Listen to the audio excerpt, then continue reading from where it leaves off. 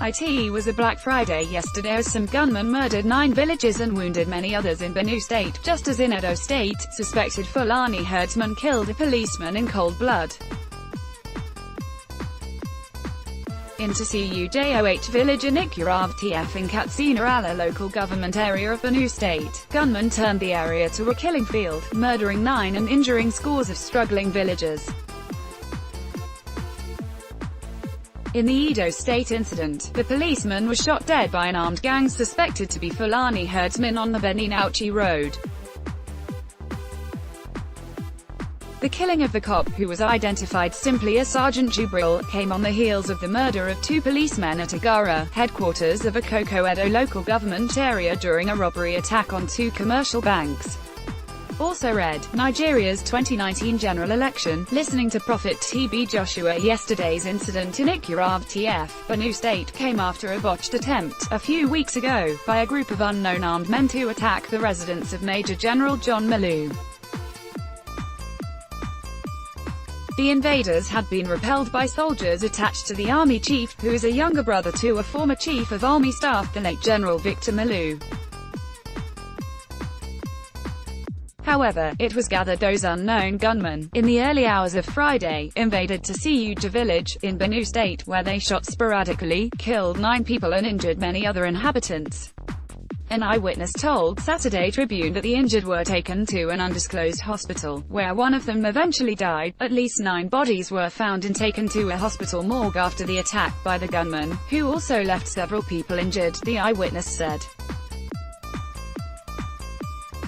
The state governor, Samuel Autumn, who confirmed the attack and the death of 9 victims, described the incident as unacceptable.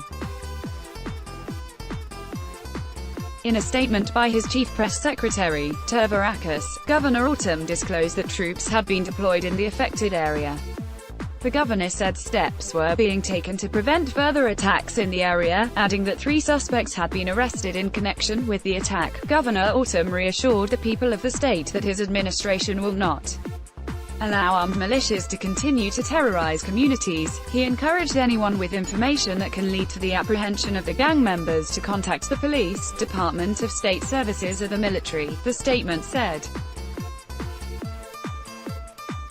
The spokesman of the State Police Command, Moses Yamu, a deputy superintendent of police, confirmed that 9 people were killed in the attack. We got information that some militias suspected to be of Shitile, a sub-tribe, attacked a Tsujujoh village of Ikurav-TF council ward where 9 people were killed, Yamu said.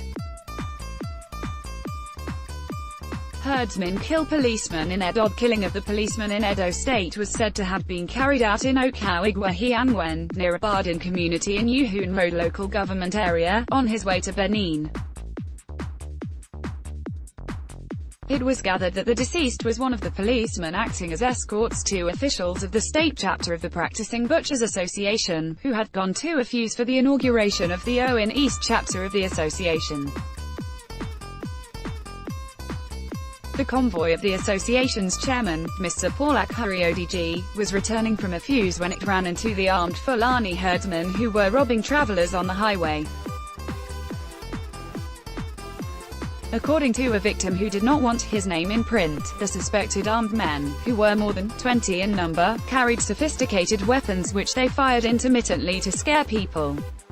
The source explained that when Sergeant Jubril sighted the robbers, he fired into the air to scare them away but was hit by bullets fired from the guns of the marauders.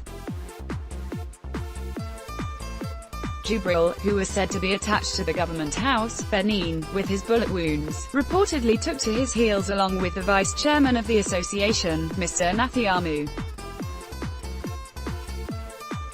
It was learned that the assailants went on their trail in the forest. Their operation was said to have lasted more than an hour, causing a gridlock on the road, which leads all the way to Akene and Lokoja in Kogi State. Some of the passengers, it was gathered, were robbed of money and other valuable items, while others were marched to an unknown destination where they were assaulted by the hoodlums. Policemen from the Uhun Road Division, who were said to be responding to a distress call, reportedly rescued the passengers.